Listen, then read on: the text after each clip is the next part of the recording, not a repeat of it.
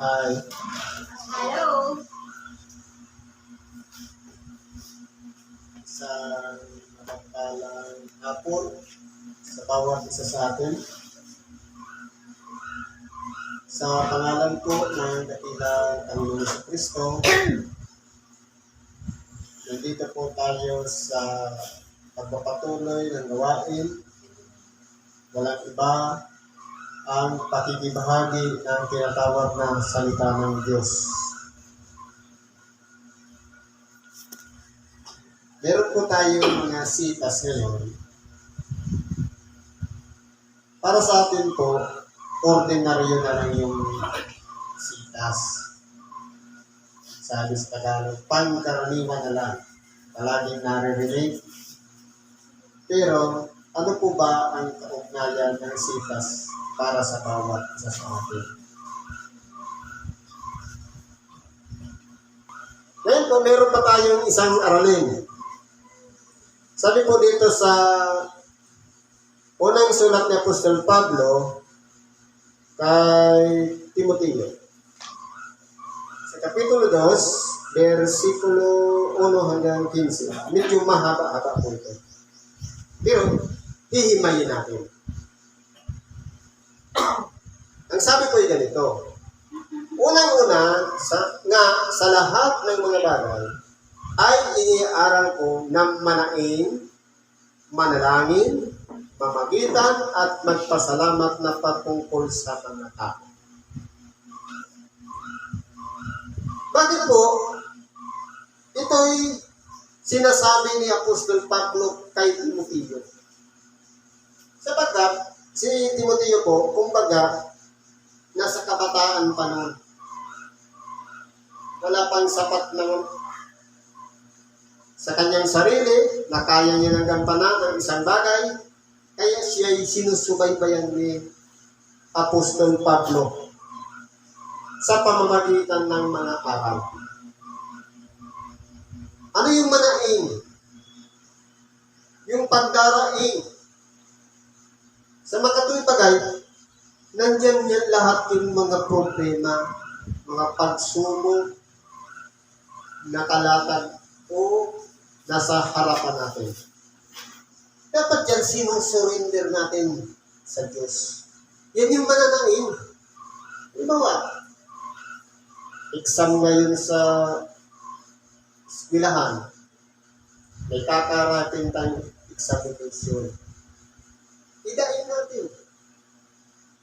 Panginoon, ito na yung panahon na mag-i-exam po ako. Pagkakapagwala natin sa Kanya, para buksan ang ating pag-isip, bibigyan tayo ng karunungan at kaalaman para maunawaan natin yung mga questionnaire. Ganyan po yung pagdaing. Lahat ng mga karanasan natin, mga problema, idudulog natin sa pamamagitan ng daing. Manalangin. Ano po ba pagkaiba ng manaing sa manalangin?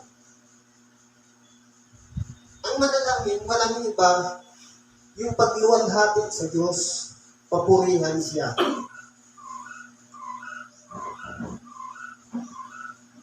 Kung aralin natin, yung panalangin na tinuro niya, Ama namin, nasa nakasambahin, ang pangalan mo dumating, gawin ang iyong kalooban. Yan may ginagawa natin. Sinasamba ba natin siya? Yung kalooban niya ba, sinusunod ba natin? Marahil, kung iyan po, ay hindi natin ginagawa, hindi pa natin nasusumpungan ang pinakakahulugan ng panalangin.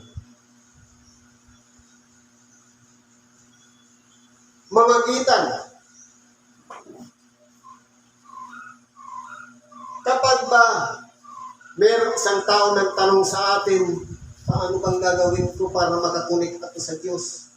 Nagtuturo pa tayo sa kanila ng guidance o pamamaraan nang sa ganun matuto ang ating kapwang manalangin.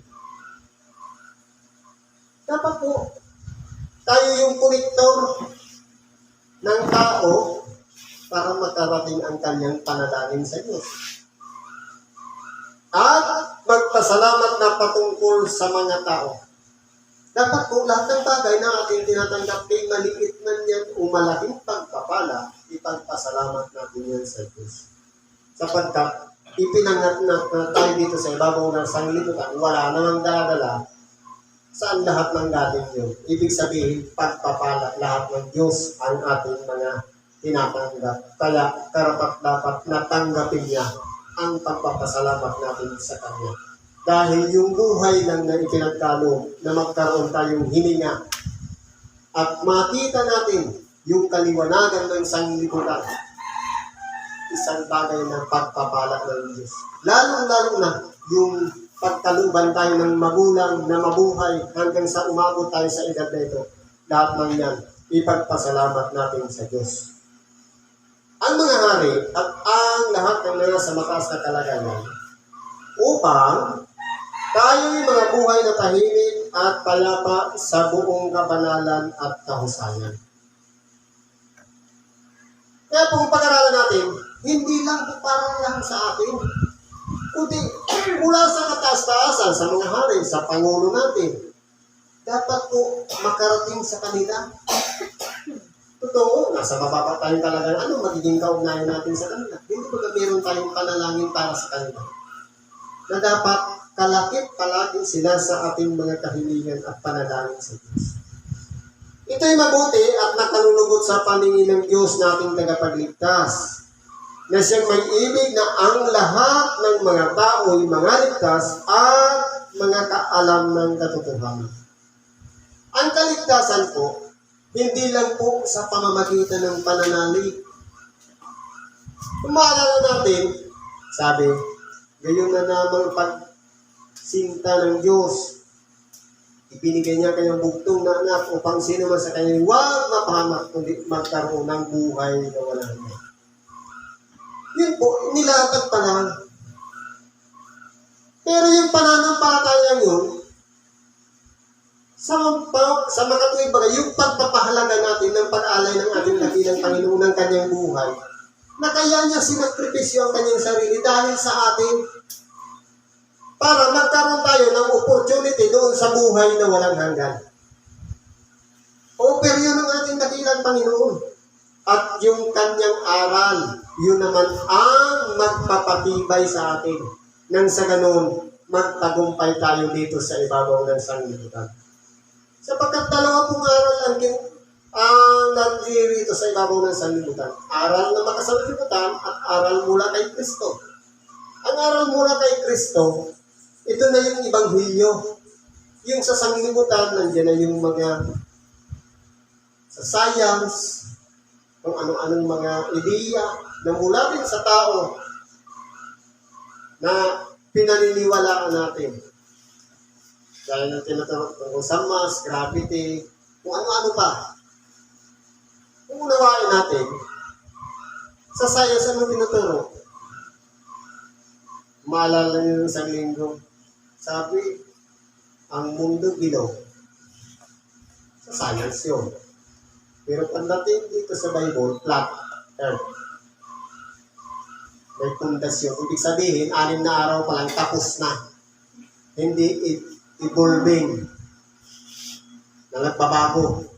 6 na araw po, tapos nang ginawa ng ating dakilang Panginoon ang lahat ng bagay.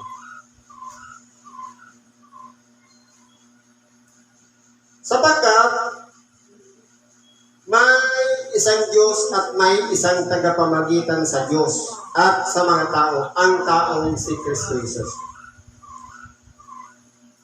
Ibig sabihin, ito yung Diyos, dito tayo. Kahit anong gawin natin panalangin o daig, kapag hindi natin sinambit sa dulo yung pangalan ni Jesus, o yung tinatawag na tagapamagitan, hindi makakarating sa Diyos ang ating panalangin. Kaya palaging sinasabi yan sa ulihan, ang lahat ng ito'y ating idinadalangin sa pangalan ni Hesus Kristo para makarating sa Ama ang ating mga pagsusumamo at pananalangin. na ibinigay ang kanyang sarili na pangtubos sa lahat na pagpapatutong mahayag sa sariling kapanahunan. Totoo po, sa ngayon, hindi pa nahahayag. Ang alam lang natin, kwento, nababasa sa Bible. Ang ating dakilang Panginoon, ibinigay ang kanyang buhay para sa bawat isa sa atin. Hindi pa nahahayag dahil hindi pa natin nakikita ng ating mga mata. Pero may tamang panahon. Sabi nga dito, mahahayag sa sariling kapanahunan. Bakit sinabi sariling kapanahunan? Bakit hindi sa panahon na darating? Kung maalala natin, saan ba nagmula ang panahon? Hindi ba kay Kristo? Nung hindi ba pinapanangan si Kristo, wala pa namang kalendaryo. Wala pa namang basihan kung ano ang gulang ng tao. Pero, nung mamatay si Kristo, nagkaroon na ng kalendaryo. Nagkaroon na ng batayan. Halimbawa, pagkatapos mamatay si Kristo, 6 na taon, o kaya 6 AD. Ngayon, anong taon na? 2024 AD. Ibig sabihin, pagkamatay ni Jesus, 2024 years na ang nakalipas.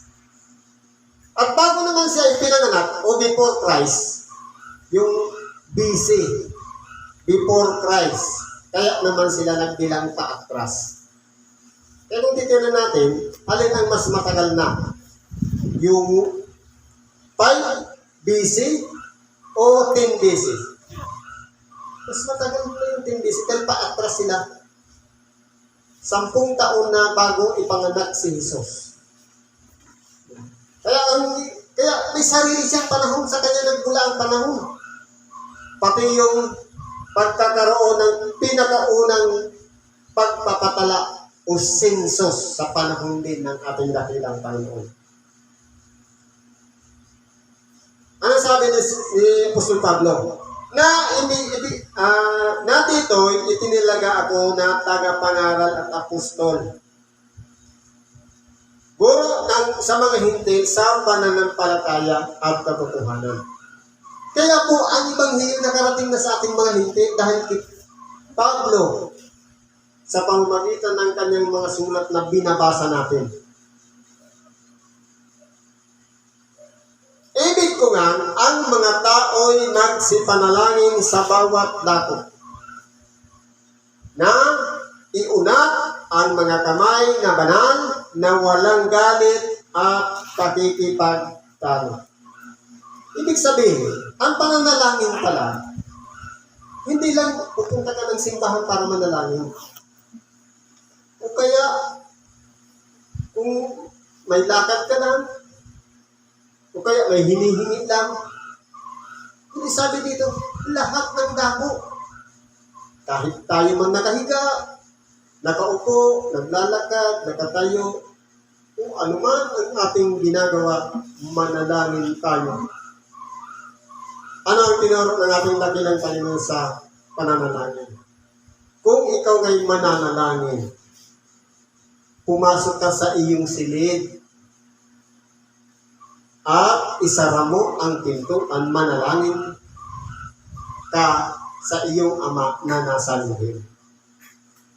Ay yung pananalangin, sasara natin yung mga pintuan ng ating pagkatao sa makatwipag, yung mata, yung kaingay, yung ilong, yung bibig, at manalangin tayo ng lihim. Ibig sabihin, hindi naririnig ng ating kapwa ang ating panalangin.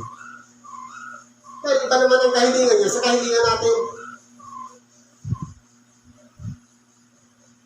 na iunat ang mga kamay para papurihan ang Diyos. Walang galit at pakikipagtalo. Dapat malinis ang ating puso. Kung meron tayong pinagdaanan na kagalit o nakipagtalo tayo, dapat yan po muna ihingit natin ng tawad. Baka sakaling pakinggan ng ating mga panalangin. Gayon din naman na ang mga babae ay magsigayak ng mahinhing damit na may katimtiman at hinahon, hindi ng mahalagang hiyas ng buhok at ginto o perlas o damit na mahalaga. Ibig sabihin, ang pagsamba pala, hindi pala pasikatan ng lahat ng kasuotan. Meron yan. Maliban sa meron ng panglo, may blazer pa. Kundi yung kahinhinan. Ano ba ang laman ng puso? Bakit tayo'y naririyan, nakaupo at nakikinig sa Ebanghelyo o kaya nagsasamba?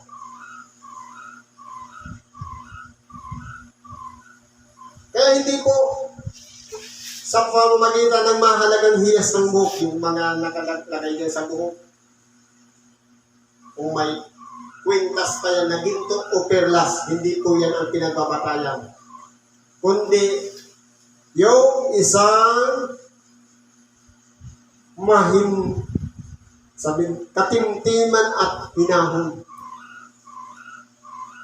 Mayroon po halimbawa, nagsisimba nga, totoo, hindi naman talaga marangya ang kasuotan, pero lumilipad naman ang isip, ayaw naman makinig ng ibang ito, bali wala din yan. Kundi siyang nararapat sa mga bahay ng mga pagkabanal sa pamamagitan ng paglilinis ng sarili nating kalooban. Sa pamamagitan ng mabubuting gawa. Dapat po, kay nandyan man ang leader ng simbahan, o nandyan man ang asawang lalaki o babae, o nandyan man ang magulang o kapatid, sa pananampalataya, dapat po totoo tayo sa kanila. Na para tayong ang pakiramdam natin, mayroong nakatingin mata sa atin sa makatuwid bagay ang Diyos. Para tayo magpatotoo sa pamamagitan ng mabubuting gawa. Ang babae mag-aral na tumahimik na may buong pagpapasako. Ngunit hindi ko ipinahintulot ng babae magturo, di magkaroon ng pamumuno sa lalaki kundi tumahimik. Kaya po, kung may naranasan kayo, o kaya may makita kayo na isang babae na nangangaral ng salita ng Diyos, dito po, ang salita ng Diyos ay hindi po nagbabago. Tao lang po ang nagbabago. Tingnan natin kung anong sabi dito. Hindi ko ipinahintulot na ang babae ay magturo. Ano ba, yung babae, siya na nag-preach ng gospel. May kapamahalaan na siya sa lalaki.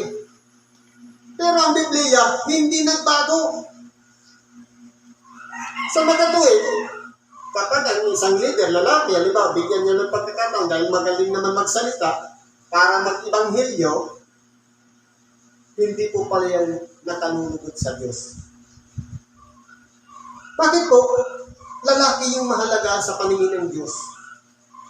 Sapagkat si Adam ang siyang unang nilalang sa si Eva. At si Adam ay hindi nadaya. Kundi ang babae ng madaya ay nahulog sa pagsalansa. Kumbaga, ang Diyos po kasi may pamantayan. Kung sino ang unang niyang nilikha, dahil ang unang niyang nilalang, lalaki, nandoon yung kanyang pagtitiwala sa isang lalaki. Kaya naman, ang Ebanghelyo o ang pangangaral ng salita ng Diyos, ipinagkakatiwala din sa tagapagpahayag ng mga lalaki. Sa makatuwid, ang pamantayan ng Diyos ay hindi nagbabago, iisa lang. Pero pagdating sa tao, pati babae, ipinapahintulot na rin ang mag-aral at magturo ng mga kasulatan. Pero yan pala, hindi nakalulugod sa paningin ng Diyos. Sapagkat, una nang nilikha si Adam, saka si Eva. At si Adam, kahit minsan hindi siya nagdaya ni Satanas, kundi nagkasala na lang si Adam dahil matapos na tuksohin si Eva sa pamamagitan na kumain ng isang pagkain o bunga ng kahoy na ipinangili ng Diyos sa magkatuwid. Pag ipinangili, ibig sabihin, kumbaga, hindi mo talaga pwedeng gawin yun. Pero si Adam, alam niya kaya hindi niya talaga gagawin. Pero bakit si Eva ang nadala? Dahil, kumbaga, yung kautosan na lang ng Diyos, ang pagpangilin doon, narinig mismo ni Adam. At ipinasa niya na lang kay Eva. Siyempre, nagduda si Eva. Totoo kaya? Na kapag, ano naman ang ginawa ni Satanas? Di ba sabi, sa oras na kayo kumain niya, ikaw mamamatay, sinabi kay Adam. Sinabi naman ni Adam kay Eva, huwag kang kakain yan sa oras na ikaw ay kumain yan, ikaw ay mamamatay. Anong taktika ni Satanas? Hindi ka mamamatay, kundi magiging Diyos ka rin naman. Siyempre, hindi. Sinalangsang ni Satanas yung bili ni Adam kay Eva na sa oras na kumain ay mamamatay. Pero ang sabi ni Satanas, hindi ka mamamatay, kundi ikaw ay magiging, siyempre magiging kapantay mo na yung Diyos. Yung pala, ang pagka-Diyos ay hindi naman hindi sa kalagayan, kundi ang mga kaunawa ng masama at mabuti. Kaya tayong mga tao. Bakit hindi niya pa sinusupil si Satanas? Bakit nandiyan pa rin siya? Hindi bigyan niya pa rin ng pagkakataong subukin tayo, tuksoin tayo. Para may laban. Para ang tao may choice kung doon ka sa mabuti o doon ka sa masama. Tayo po ang gagawa ng sarili nating daan. Kung tayo ba'y lilibo sa kaliwa o sa kanan, tayo ba'y susunod sa Diyos o tayo ba'y tatalikod sa Diyos. Kaya may choice po tayo. Halimbawa, ang gusto ng Diyos, kada linggo magsimba ka. Ang gusto naman ni Satanas, huwag ka ngayon, sa next week ka na. Hindi baga, panlilim lang yan. Kung tatawasin, pwede naman pala. Hanggang sa naulit-ulit. Kaya dapat po, pag-aralan natin yung mga taktika ni Satanas. Ang sabi dito, sa mga babae, ngunit iniligtas siya sa pamamagitan ng panganganak kung sila'y magsipamalagi sa pananampalataya at pag-ibig at sa pagpapakabanal na may ginao. Totoo. Ibig sabihin, nakabayad na pala ngayon dahil ako'y nanganak na. May kondisyon ba po? Anong kondisyon? Kung sila'y magsisipamalagi. Kahit isang dosina pa yung ipanganak mo, kung hindi ka naman namamalagi saan? Sa pananampalataya na nakasalig kay Kristo at pag-ibig na wala tayong kinikilingan kahit yung kapwa natin yan araw-arawin tayo yung paninira. Ipanalangin pa rin natin sila. Yan yung pag-ibig. Hindi yung galit sa atin, galit din tayo. Eh, gumanti tayo, kabilang na tayo nila na masama. Kundi, sa pagpapakabanal, yung paglilinis palagi ng ating sariling kalooban. Yan po, inuugnay lahat yan sa panalangin. Halimbawa, totoo, meron tayong pananampalataya, pero wala tayong lakas para gawin yun. Na magpatutuo tayo sa pamamagitan ng gawa dahil ang ginagawa natin yung dati pa nating pagkatao. Hidaan natin sa panalangin para palakasin ang ating kalooban. Halimbawa yung pag-ibig, yung galit natin sa tao, nandiyan pa rin. Kapag tayo po ay dumalangin, baka sakaling yung naririyan na galit papalitan ng pag-ibig at mahabag tayo doon sa tao na kaya tayo nagagalit sa kanya dahil kapantay pa lang natin siya. Pero kung meron na tayong unawa, aaralin mo ang ginawa niya para sa atin.